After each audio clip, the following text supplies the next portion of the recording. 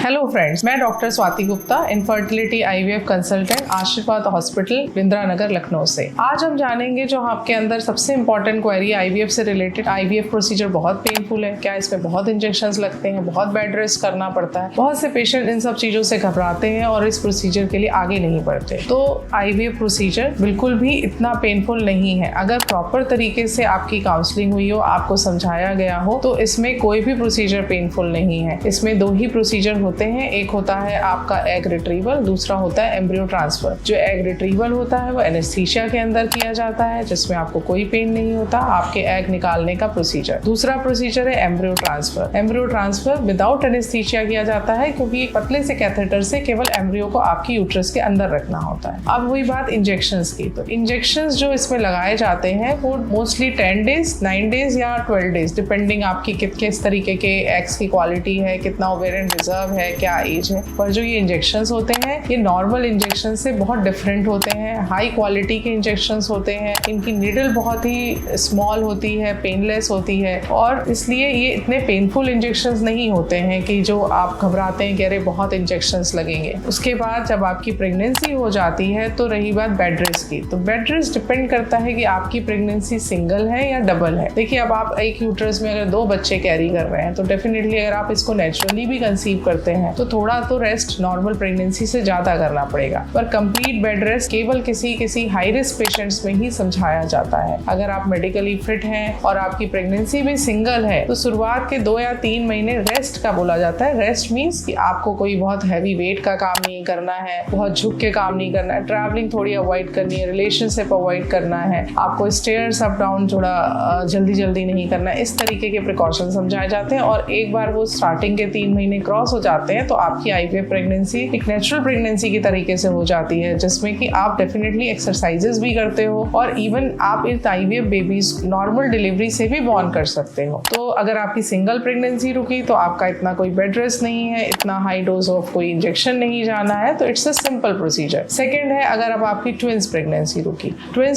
रुकी बट आप मेडिकली अच्छे फिट हैं, आपको कोई कॉम्प्लिकेशन नहीं है, तो शुरुआत में आपको इस केस में भी 2-3 महीने ही रेस्ट का होता है। पहला महीना तो हमारा उसी दिन कंप्लीट हो जाता है जिस दिन प्रेगनेंसी टेस्ट पॉजिटिव होता है। उसके बाद 2 महीने और आपको रेस्ट करना है, और उसके बाद आप इस प्रेगनेंसी को थोड़ा इस रेस्ट को कंटिन्यू करते हुए आगे प्रिकॉशंस लेते हुए कंटिन्यू करिए, क्योंकि हम चाहते हैं कि ट्विंस बेबी आपके प्री टर्म ना हो, एक सर्टेन टाइम पे हो, बच्चे अपने माँ के पेट के अंदर वो मिनिमम टाइम कंप्लीट कर ले, जिससे कि उनका NICU एडमिशन बच जाता है। तो इसलिए थोड़ा सा नॉर्मल प्रेगनेंसी से ट्विंस प्रेगनेंसी में रेस्ट ज्यादा होता है। बट अगर आप मेडिकली अनफिट हैं, आपको डायबिटीज है और हाइपरटेंशन है या सर्वाइकल इनकॉम्पिटेंस है, बच्चों का प्रेशर सर्विक्स के मुंह पे ज्यादा पड़ रहा है, आपको एब्डोमिनल पेन की कंप्लेन रह रही है, तो उस केस में थोड़ा सा रेस्ट रहता है। बट ये पेशेंट केवल आई थिंक पूरी आईवीएफ प्रेगनेंसी में 5 से 10% ही होते हैं। अगर आप आईवीएफ प्रोसीजर में जाने से पहले अपने आप को मेडिकली फिट कर लें, मीन्स आप अपनी हेल्थ को नॉर्मल कर लें, आप अपने वेट को नॉर्मलाइज कर लें, आप अपने सारे मेडिकल इश्यूज नॉर्मल कर लें, और सबसे इंपॉर्टेंट है आप अपने स्ट्रेस लेवल को लो कर लें, तो